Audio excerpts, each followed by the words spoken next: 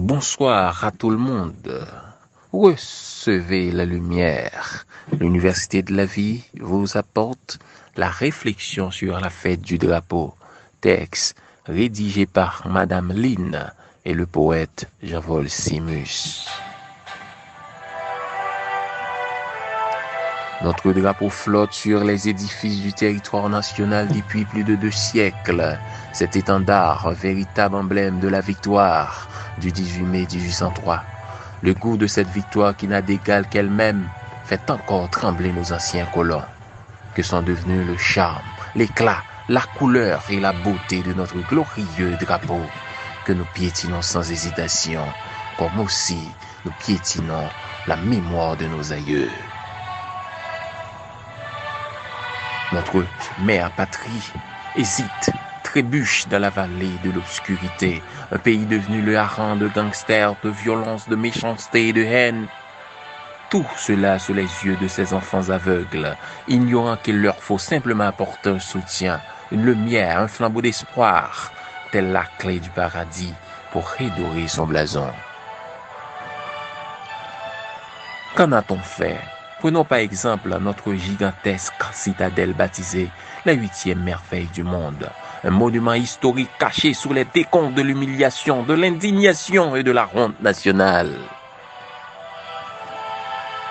Aujourd'hui, c'est l'occasion idéale. Le 18 mai 2021 nous offre une possibilité de nous asseoir et de réfléchir sur quelques-uns des éléments caractérisant notre pays.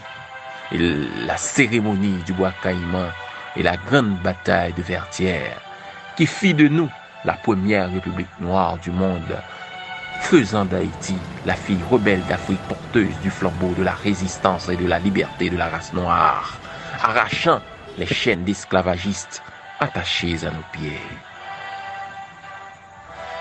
Nonobstant, peut-on réellement célébrer ce 18 mai sans avoir le cœur serré, la gorge nouée, sans penser au sacrifice de nos aïeux, dont le seul but fut de nous rendre libres, nous léguant un pays qui devrait être un objet de convoitise, pas plus d'eux? Écœurés par la perfidie et les conséquences honteuses des actes de la plupart de nos compatriotes qui s'arrogent le droit allant jusqu'à changer le ton de notre hymne national et d'effacer les séquelles de la résistance infaillible de nos ancêtres qui nous ont légué ce petit coin de terre au prix du sang, de l'oppression et de la servitude.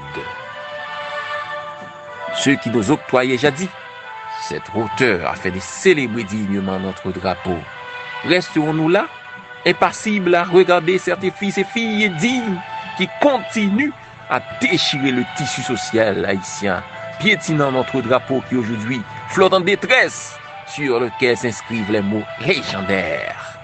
L'union fait la force, qui semble désormais remplacée par millions fait la force. Texte du poète Jean-Paul Simus.